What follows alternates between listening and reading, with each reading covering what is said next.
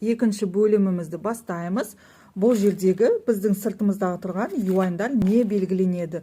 Бұл жерде сіздер егер де осы QR мен Pinduoduo'ға барып сканерлесеңіз, осы QR-ды сіздерге 8 юань скидка беріледі.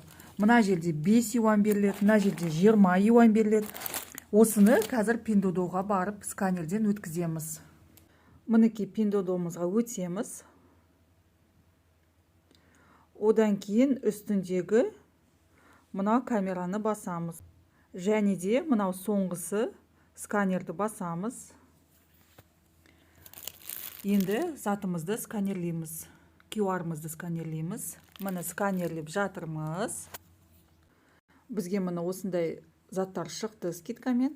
Енді осы заттарды сіздер 8 юаньмен скидкамен ала аласыздар. Мысалы, мына ойыншыққа кіріп көрейік.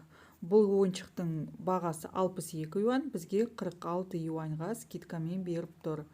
8 юань скидканы сіздер 10 сағаттың ішінде қолдана аласыздар. Егер Pinduoduo'дан заказ алсаңыз, осындай юань жазылса, сканерден өткізіп, қалаған заттарыңызды скидкамен алып отырсаңыздар болады.